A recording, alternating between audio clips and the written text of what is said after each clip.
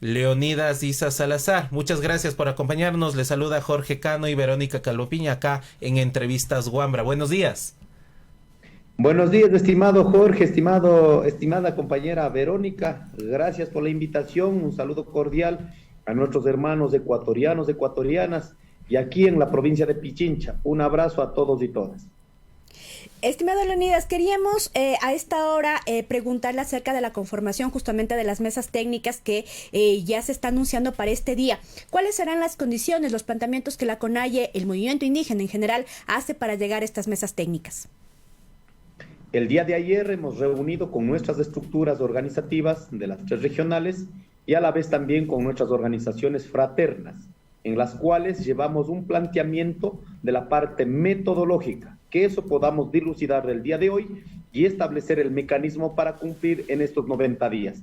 Si es que se puede garantizar en el menor tiempo posible, mejor todavía. Pero nosotros llevamos un planteamiento metodológico como se debería llevar. En este caso hemos propuesto en 3 bloques.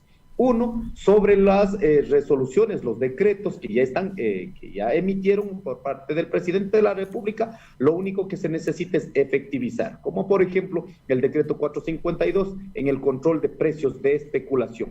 Un segundo bloque sobre los temas que no han sido tratados aún todavía, como el tema financiero, como el tema del decreto 151, que hay 2 temas que no se incluyeron en el decreto, y el tema, bueno, ahora mismo no me acuerdo los otros temas que estarían en este segundo bloque. Y un tercer bloque sobre lo que ya lo que está resuelto, pero que necesitamos que acceda nuestra gente a esos beneficios.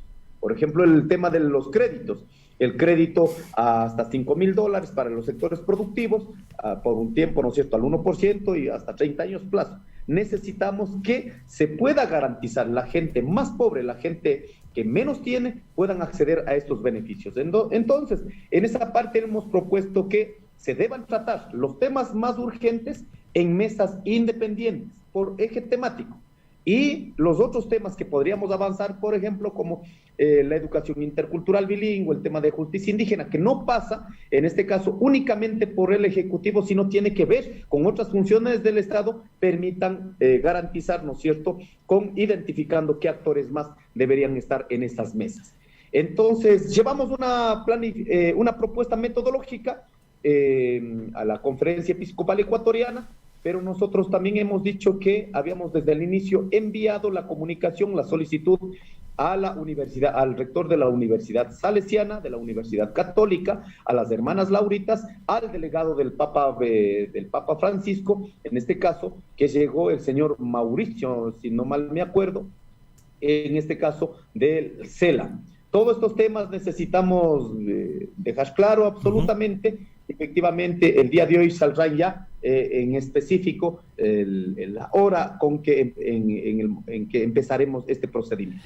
¿Cómo garantizar justamente en esta metodología o en las acciones ya concretas que los acuerdos se cumplan? Bueno, recordemos lo pasado en octubre de 2019, en todas las jornadas de movilización, se da la derogatoria del decreto 883 sobre el tema de los combustibles, pero meses después, y aprovechando el contexto de pandemia, se vuelve a establecer un decreto justamente que afectó a la población ecuatoriana. En la metodología, ¿cómo ustedes buscarán que se garantice el cumplimiento de los acuerdos y de las acciones en estas mesas técnicas?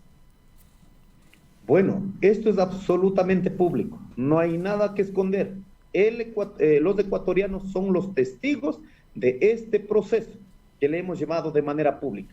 Y ya será, en este caso, la decisión política del gobierno nacional, respetar o no respetar los acuerdos a los que se ha llegado y sobre las cuales se ha garantizado la tranquilidad de los ecuatorianos.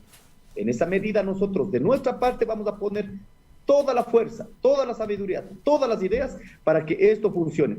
Y si es que de eso no hay resultados, pues ya hay la responsabilidad exclusivamente del gobierno nacional. De nuestra parte no vamos a poner ningún solo pretexto, sino más bien avanzar en el tratamiento de los temas que no han sido resueltos. Hasta este momento, el tema del precio de los combustibles está resuelto de manera general. Ahora también se ha dicho poder avanzar en la posibilidad de construir una política de focalización. Hay reacciones, efectivamente, de muchos sectores y necesitamos identificar realmente cuáles son esos sectores que deben beneficiar de una política de esta magnitud. Me llama la atención que en medio de la movilización del paro nacional, los 18 días que vivimos en Ecuador, cambió un poco las instituciones de la mediación. Si bien estuvo presente, por ejemplo, las hermanas Lauritas, con una reflexión bastante cercana a la sociedad, justamente a las injusticias y las inequidades, pero tuvimos al inicio la presencia de la presidenta del Consejo Nacional Electoral, el presidente de la Asamblea Nacional, Consejo de Participación, la Defensoría del Pueblo, y ahora pasamos a un nivel más institucional religioso. Se da efectivamente este acuerdo importante a partir de la mediación de la Conferencia Episcopal Ecuatoriana, pero ahora estamos hablando, y usted lo ha dicho en esta conversación, universidades cercanas a la iglesia, la Conferencia Episcopal. ¿Qué pasa con la institucionalidad justo de participación y de democracia en el país? No existen otras instituciones que puedan también generar esta mediación, respetando también las creencias y saberes espirituales. Sí, yo creo que en un momento delicado como la que pasó después de 18 días, había sido nuestro accionar la solicitud a las diferentes instancias, como habíamos manifestado, a la Universidad Salesiana, Católica, al CELAM, a las hermanas Lauritas, incluso a la hermana Elsie, al doctor Ramiro Ávila, quienes habíamos solicitado que estén presentes en este proceso, porque no es un problema de dos sujetos, no es del Ejecutivo con el movimiento indígena, hay un problema estructural de la sociedad, la que si no resuelve, siempre va a ir generando reacciones en su conjunto. Por lo tanto, al menos ahora vamos a volver sobre la metodología, también volver a discutir el tema del alcance de la participación de estos otros actores. Efectivamente, para nosotros sería importante la participación de otros actores de la sociedad, porque si no queda aquí como una cuestión, fueron problemas del Ejecutivo con el movimiento indígena, cuando no es así. Por lo tanto, me parece importante el arranque de estos 90 días para resolver los temas que están en el acuerdo, pero que no han sido tratados, ¿no es cierto?, que realmente podamos tener todas las garantías para que esto tenga resultados y tenga resultados sobre todo positivos. Ahora, Leonidas, digamos, después de todo lo que fue los 18 días de paro, llegamos a un momento de un acuerdo y queda en alguna parte de la sociedad una sensación de que la firma de este acuerdo fue de pronto abrupta, rápida. ¿Cómo se leyó este acuerdo? Pero además, ¿qué pasará si luego de estos 90 días no se llega a, digamos, a buen puerto con el gobierno? ¿Hay una posibilidad de una nueva movilización? Bueno, no fue tan rápido como algunos compañeros han sostenido, ¿no? Imagínense, se empezó el día lunes. Lunes fue de manera pública los puntos que ya estaban concretados, digamos, la derogatoria del decreto 95, nosotros insistíamos en la derogatoria del decreto 151, sin embargo la propuesta del gobierno vino, ¿no es cierto?, la reforma, en la cual nosotros habíamos hecho constar 4 puntos centrales. En el acuerdo está, pero en el decreto no está. Ese tema, por ejemplo, tenemos que avanzar. Lo que pasó en Xuxufinde se suspende, inmediatamente nosotros ponemos las comunicaciones correspondientes para que miremos con el nivel de responsabilidad que hemos actuado, si no seguramente se mantenía y se sostenía. Por ello, ya una vez escuchado a nosotros, con días de anticipación, con un día de anticipación, el acta que apareció ahí como que si hubiera habido un acuerdo ulterior, era recogido por parte de la comisión interventora lo que escucharon al movimiento indígena y lo que escucharon del gobierno. El punto central fueron el tema de los combustibles. Nosotros hemos dicho, no estábamos de acuerdo en el tema de bajar únicamente 15 centavos, sino nuestra propuesta se mantuvo de 40 centavos. Sin embargo, entre lo uno y lo otro, la comisión, para poder dar una salida, determinó en el precio de 15 centavos. Y en esa medida, sobre los otros puntos que se habían avanzado, efectivamente se tenía que garantizar un acuerdo, una firma, para poder trasladar también, para que no nos digan que somos cerrados, sino trasladar a una mesa mucho más técnica para que podamos construir los temas que aún han quedado pendientes. Así que eso quiero dejar como claro también, que no ha sido como de manera rápida, sino un proceso de construcción consultada incluso con nuestras organizaciones, nuestras autoridades de base. No me acuerdo la pregunta que me hizo la última, el cierre de la pregunta: ¿qué pasará si es que no se cumplen los acuerdos o no existen justamente estas exigencias de la sociedad ecuatoriana hacia el gobierno nacional? ¿Volverán a convocar a movilizaciones? ¿Qué pasará al finalizar estos 90 días? Bueno, de nuestra parte, para no poner ningún pretexto, que no digan que ya desde el inicio están amenazando, o cualquier construcción de discursos que muchas veces han dañado, ¿no es cierto?, la lucha del movimiento indígena. De nuestra parte vamos a poner en estos 90 días toda la fuerza, todas las ideas, todas las condiciones, toda la sabiduría. Vamos a poner para que realmente tengamos resultados positivos, resultados concretos. Si es que no tenemos resultados de ese proceso, será en ese momento la que tomaremos decisiones. Pero en este momento preferimos dejar al lado cualquier situación o cualquier inquietud que pueda provocar de pronto una discordia o lo que fuera. Nosotros, así apegados a la realidad, apegados a las condiciones de ser autoridades comunitarias, con toda la responsabilidad, vamos a poner el esfuerzo para que no exista ningún pretexto en estos 90 días. Hay una preocupación que tenemos y es el seguimiento que hemos dado justamente a varios medios de comunicación. Han aparecido especialistas que hablan justamente de lo ocurrido en medio de este paro en el 2022, sobre la presencia de grupos terroristas, la subversión en las ciudades y además el seguimiento judicial de criminalización a varios dirigentes. ¿Cómo manejarán han conversado al interior del movimiento indígena, cómo manejarán la presencia en los diálogos, pero cuando se siguen presentando demandas, juicios? Sabemos también que ustedes han establecido algunas acciones en términos internacionales.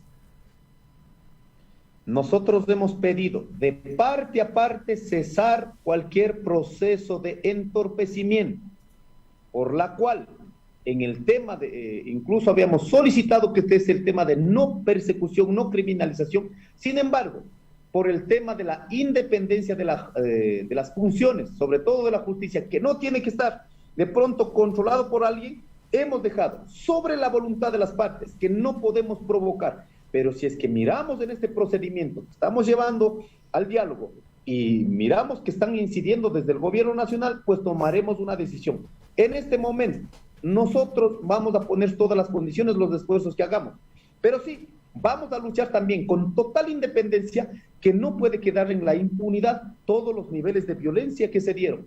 Aquí debemos rechazar lo que pasó con mi persona, la detención arbitraria, ilegal, ilegítima, y que legalizaron mentiras, como por ejemplo, dicen que han leído mis derechos, cuando me detienen de manera ilegal en la provincia de Cotopaxi y dicen que leyeron mis derechos en la provincia de Pichincha.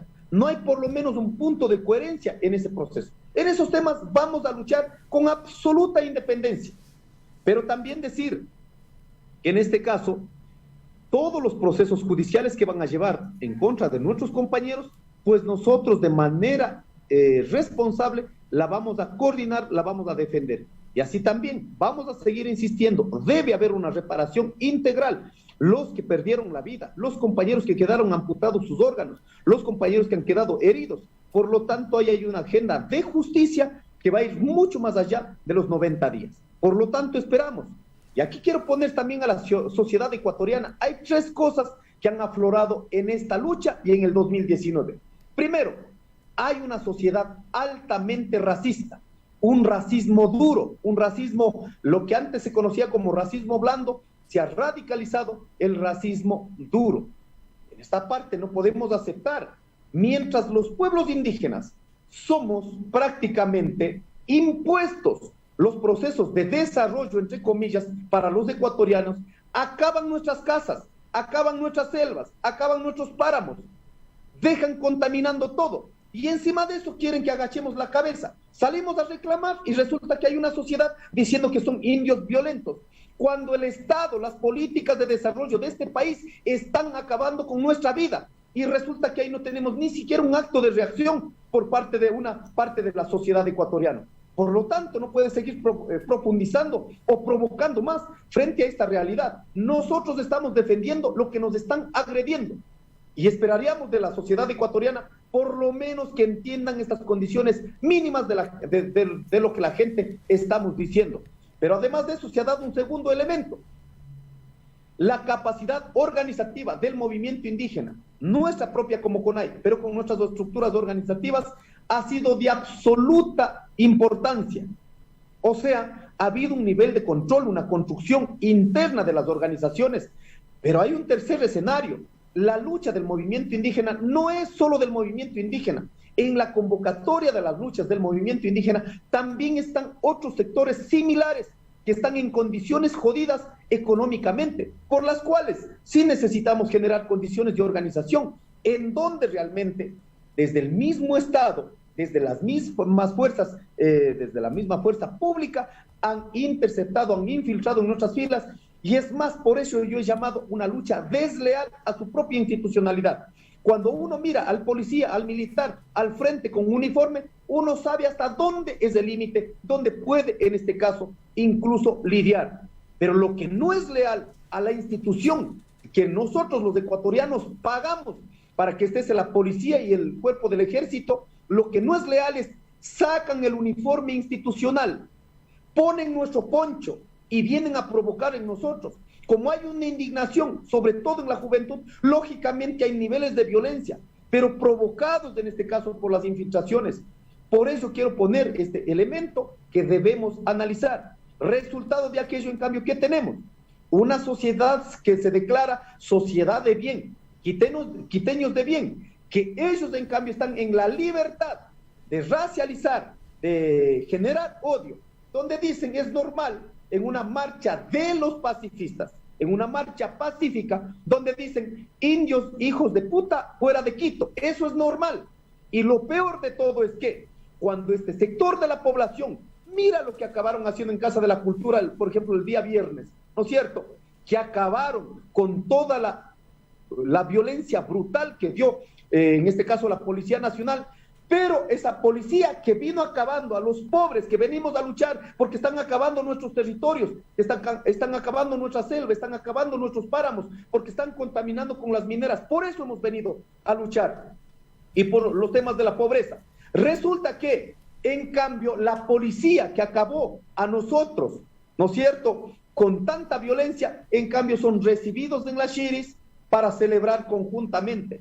Eso se llama... Estamos a un punto, a un hilo, en este caso, de pasar del racismo, del odio, a un Estado fascista. No podemos aceptar que en este proceso la Casa de la Cultura haya sido, en este caso, utilizada como una base militar. Simbólicamente nos han dañado, en este caso, cuando miraron que la Casa de la Cultura simbólicamente ha sido para las luchas de los pueblos y nacionalidades. Ahí estaba nuestra huaca sagrada, no desde la República ni en el 500 años del colonialismo. Eso ha estado muchos, miles de años atrás. Por lo tanto, nuestros símbolos han pretendido militarizar y acabar desde ese punto. Sí. Pero también se ha dado, permítame con esto finalizo.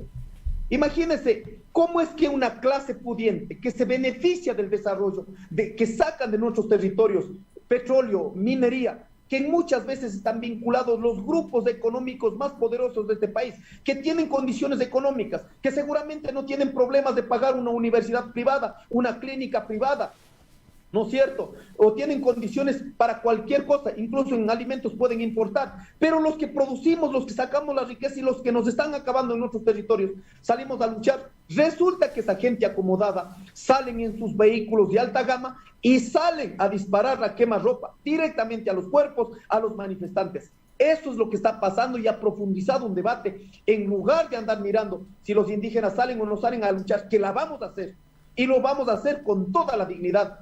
Deberíamos instalar un debate sobre las desigualdades, sobre la pobreza estructural, que estamos viviendo como sociedad ecuatoriana. Y solo quería complementar la pregunta y esta conversación.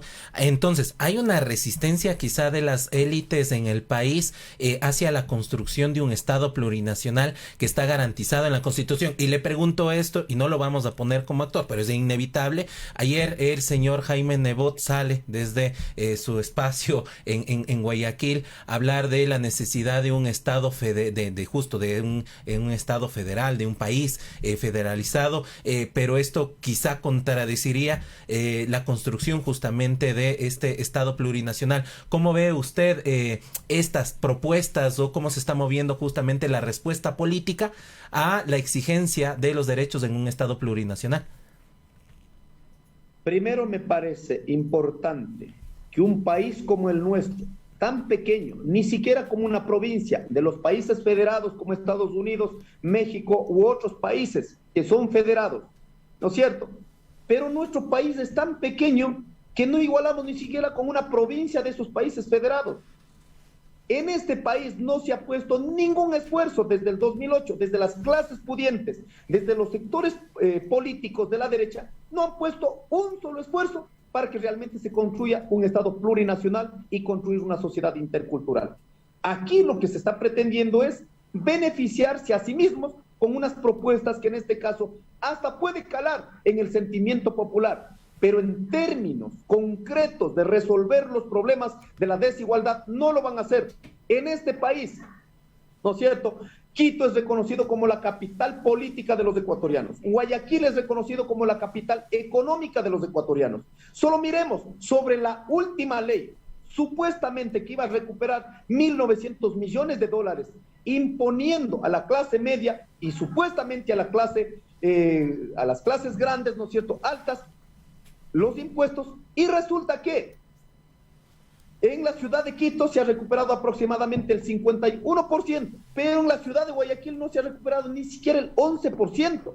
Entonces, ¿cómo es que pretenden resolver los problemas de la desigualdad pretendiendo posesionar un país federado, ¿no es cierto?, federal, digamos, en este caso, y cuando realmente son las mismas élites que no han garantizado ni siquiera lo que corresponde legalmente?